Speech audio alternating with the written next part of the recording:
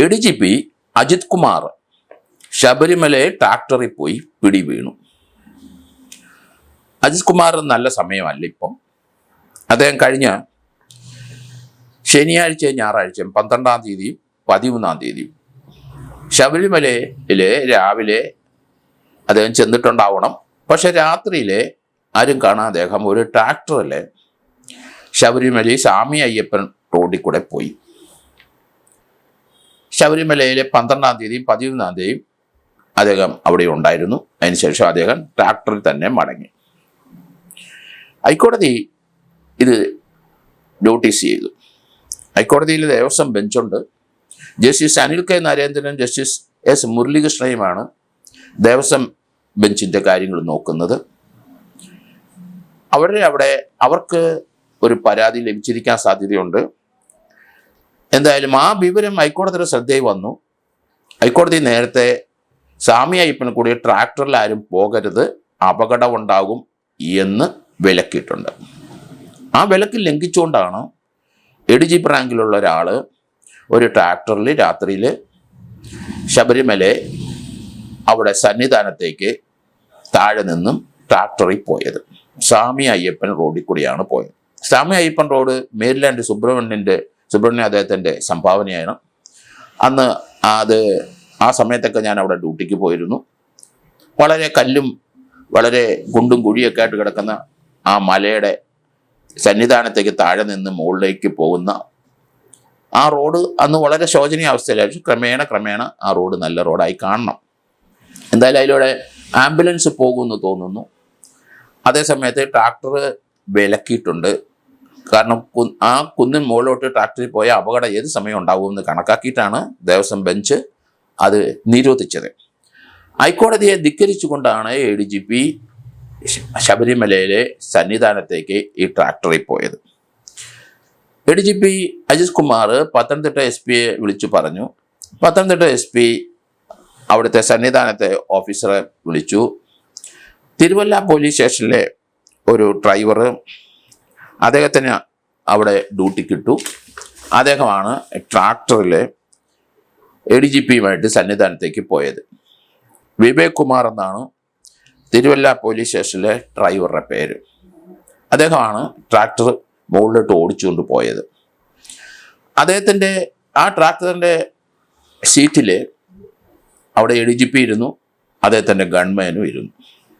അതിൻ്റെ പിന്നിൽ പത്തനംതിട്ട SP ഒരു സ്പെഷ്യൽ സെക്യൂരിറ്റിക്കാരനവിടെ ADGP വരുന്നതുകൊണ്ട് അയച്ചു കൊടുത്തിരുന്നു. അയാൾ ആ ട്രാക്ടറിൻ്റെ പിന്നിലെ കരിയറിൽ കയറി ഇരുന്നു. ആ കരിയറിൽ കയറിയാണ് അദ്ദേഹം യാത്ര ചെയ്ത്. മറ്റു 2 പേരും ADGPയും അദ്ദേഹത്തിൻ്റെ ഗൺമാനും ആ ഡ്രൈവറുടെ പിന്നിലുള്ള സീറ്റിലിരുന്നു. ആ വാഹനം തുടങ്ങിയ അല്ലെങ്കിൽ അവിടെ സ്റ്റാർട്ട് ചെയ്ത സ്ഥലത്തൊന്നും CCTV ദൃശ്യമില്ല. അതുകൊണ്ട് CCTV ദൃശ്യത്തിൽ പതിയില്ലായിരിക്കും എന്നാണ് ADGP കരുതിയത്. ഏതായാലും 12-ാം തീയതി പോയി രാത്രിയിൽ, 13-ാം തീയതി അദ്ദേഹം മടങ്ങിപ്പോയി. ഹൈക്കോടതിയുടെ ശ്രദ്ധയിൽ ഇത് വന്നിരിക്കുന്നു. അവിടെ കംപ്ലൈൻ്റ് അയച്ചു ആരോ.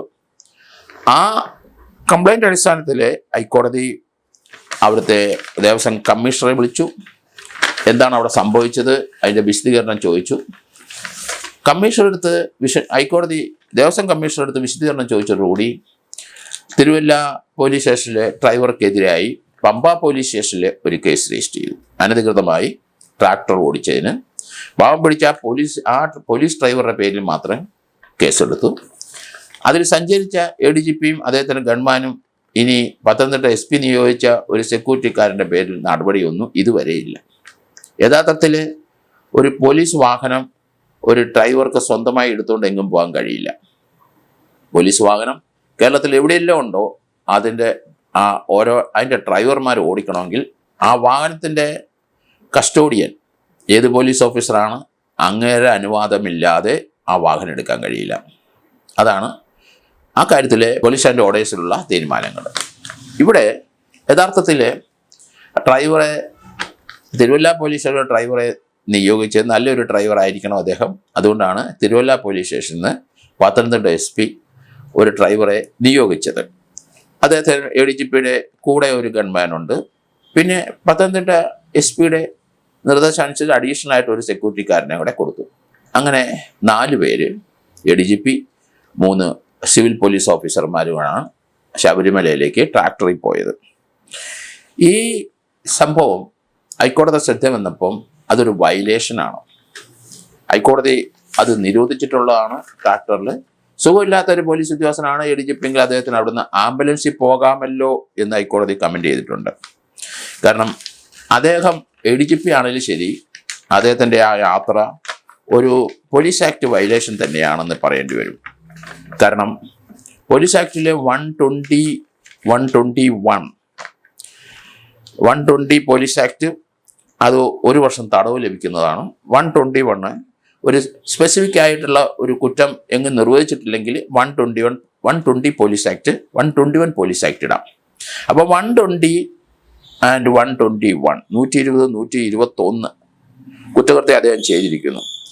അത് തന്നെയല്ല, പോലീസ് ആക്ട് 114 കുറ്റപരിധിയിലും വരും. ADGPയും അദ്ദേഹത്തിൻ്റെ കൂടെ സഞ്ചരിച്ച പോലീസ് ഉദ്യോഗസ്ഥർക്കും എതിരായിട്ട് കേസ് രജിസ്റ്റർ ചെയ്യേണ്ടി വരും. അതിന് ഡയറക്ഷൻ കൊടുത്ത പത്തനംതിട്ട SP പേരിലും കേസ് വേണ്ടി വരും. ഹൈക്കോടതിയുടെ ശ്രദ്ധയിൽ ഇപ്പം കാര്യങ്ങൾ എത്തിക്കഴിഞ്ഞു. ഹൈക്കോടതി ഡിവിഷൻ ബെഞ്ചാണ് അത് നോക്കുന്നത്. അത് ദേവസ്വത്തിന് വേണ്ടി ദേവസ്വം കാര്യങ്ങൾ നോക്കുന്ന ഡിവിഷൻ ബെഞ്ചാണ്. അപ്പം അവിടെ പരാതി വന്നിരിക്കുന്നു. അത് ശബരിമല കമ്മീഷണറുടെ വിശദീകരണം ചോദിച്ചു. അദ്ദേഹം അതിനകത്ത് പറഞ്ഞ് ആരൊക്കെയാണ് സഞ്ചരിച്ചെന്നുള്ള റിപ്പോർട്ട് കൊടുത്തു കഴിഞ്ഞു. അങ്ങനെ റിപ്പോർട്ട് വന്നു എന്നറിഞ്ഞപ്പം തന്നെ ആ പമ്പയിൽ കേസ് രജിസ്റ്റർ ചെയ്യാനായിട്ട് നടപടി വന്നു. കേസ് രജിസ്റ്റർ ചെയ്തു. പക്ഷേ തിരുവല്ല പോലീസ് സ്റ്റേഷനിലെ ആ ഡ്രൈവറെ മാത്രം എങ്ങനെയാണ് പ്രതിയാക്കുന്നത്? അതിനകത്തൊരു ADGP അല്ലേ സഞ്ചരിച്ചത്?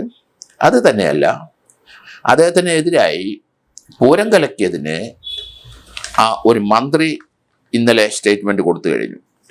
കാരണം മന്ത്രി K. രാജൻ്റെ മൊഴി ഇന്നലെ അന്വേഷണ ഉദ്യോഗസ്ഥന്മാർ പൂരം കലക്കുമായിട്ട് ബന്ധപ്പെട്ട കേസ് അന്വേഷിക്കുന്നവർ രേഖപ്പെടുത്തി കഴിഞ്ഞു.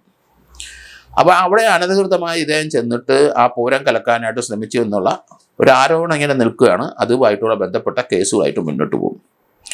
ഏതായാലും ADGP റാങ്കിലുള്ള അദ്ദേഹം അധികാര ദുർവിനിയോഗം ചെയ്തു എന്നുള്ള ആരോപണങ്ങൾ ഒന്നിനു പുറകെ ഒന്നായിട്ട് വന്നുകൊണ്ടിരിക്കുന്നു. നമുക്കറിയാം, അത് ADGP ആയിരുന്ന സമയത്ത് കോഴിക്കോട് ഒരാളെ മിസ് ചെയ്ത് ആ ആളെ ഇന്ന് വരെ കണ്ടിട്ടില്ല. ആ മിസ് ചെയ്ത ആളെ കണ്ടെത്താനുള്ള ശ്രമം നടക്കുന്നിടത്ത് അദ്ദേഹം ഇൻ്റർഫിയർ ചെയ്തു എന്ന് പറയുന്നുണ്ട്. എന്തായാലും അനാവശ്യമായി പല കേസിലും അദ്ദേഹം ഇൻ്റർഫിയർ ചെയ്യുന്നതായിട്ടുള്ള വാർത്തകളാണ് വരുന്നത്. എത്രത്തോളം സത്യമുണ്ടെന്നറിയില്ല. എങ്കിലും ADGP റാങ്കിൽ ഉള്ള ഒരാൾ തനിക്ക് അധികാരമുണ്ട് എന്ന് കരുതി അധികാരം വിട്ട് പല രീതികളും ചെയ്യുമ്പോൾ സൂക്ഷിക്കണം. എല്ലാവരും നിങ്ങളുടെ പുറകെ ഉണ്ട്. എല്ലാവരുടെയും കണ്ണുകൾ അത് നോക്കും. നിങ്ങൾ ഒരു നടപടി ഉണ്ടാവില്ല എന്ന് കരുതി രാത്രി 8:30 ശേഷമാണ് ശബരിമലയിലെ ട്രാക്ടർ കുറെ പോയിട്ടും അതിനെ സംബന്ധിക്കുന്ന നടപടിയിലേക്ക് കാര്യങ്ങൾ നീങ്ങിയത് എല്ലാവരും ഇത് ശ്രദ്ധിക്കുന്നുണ്ട്. പ്രത്യേകിച്ച് ADGP റാങ്കിലുള്ള അജിത് കുമാർ വളരെ കോൺട്രവേഴ്സ്യലായി കേരളത്തിൽ. ഇങ്ങനെയുള്ള പോലീസ് ഉദ്യോഗസ്ഥന്മാർക്ക് തീർച്ചയായിട്ടും അപകടം ഉണ്ടാകും. അത് ഇതുവരെ അദ്ദേഹം പിടിച്ചു നിന്നു. ഇപ്പോൾ പുതിയൊരു കേസിലെ പ്രതിയായി. ഒന്നിനു പുറകെ ഒന്നായിട്ട് പല കേസിനകത്തും ഇനി പ്രതിയാകുന്ന അതിനുള്ള സാധ്യത വളരെ കൂടുതലാണ്. അപ്പോൾ അദ്ദേഹം കുറച്ചുകൂടെ വിവേകത്തോടും ബുദ്ധിപൂർവ്വം മാത്രം നീങ്ങുക എന്നല്ലാതെ ഇതിനെപ്പറ്റി നല്ല അറിവുള്ള ആളാണ്. എങ്ങനെയാണ് അത് തടയാൻ കഴിയുക? അങ്ങനെയുള്ളതിൽ നിന്ന് എടുത്തു ചാടരുത്. അധികാരം ദുർവിനിയോഗം ചെയ്യരുത്. ADGP റാങ്കിലുള്ള ആൾക്ക് എന്തും ഇവിടെ ഏത് സൗകര്യം മറ്റുള്ള താഴെക്കടയിലുള്ള ഓഫീസേഴ്സ് ചെയ്തു കൊടുക്കും എന്ന് കരുതി നിയമം വിട്ട് ഒരു കാര്യം ചെയ്ത് ശബരിമല ആയാലും ശരി, എവിടെ ആയാലും ശരി, അവിടെയൊക്കെ ഓരോ സംവിധാനമുണ്ട്. ഹൈക്കോടതിയുടെ ഡിവിഷൻ ബെഞ്ച് ഒരു പ്രത്യേക ബെഞ്ചാണ് അത് ഒബ്സർവ് ചെയ്യുന്നത്. ശബരിമലയിലെ മുഴുവൻ കാര്യങ്ങളും ഒബ്സർവ് ചെയ്യുന്നത് അദ്ദേഹത്തിന് തന്നെ അറിയാം. എന്നിട്ടും ആ വയലേഷൻ നടത്തി ഹൈക്കോടതിയുടെ നിർദ്ദേശം ആ വഴി സ്വാമി അയ്യപ്പൻ റോഡിൽ കൂടെ ഒരു ട്രാക്ടറും പോകരുതെന്ന് കർശനമായി വിലക്കിയിരിക്കുന്നിടത്തൂടെ ട്രാക്ടർ ഓടിച്ചു പോകുന്നത് തീർച്ചയായിട്ടും ഹൈക്കോടതിയുടെ ഓർഡറിൻ്റെ ധിക്കാരമാണ്. അതേസമയത്ത് പോലീസ് ആക്ടിന് കൃത്യമായ പ്രൊവിഷൻസ് ഉണ്ട്. അതിനൊക്കെ അദ്ദേഹം സമാധാനം പറയേണ്ടും FIR പ്രതിയാകും, ജാമ്യം എടുക്കേണ്ടിയും വരും.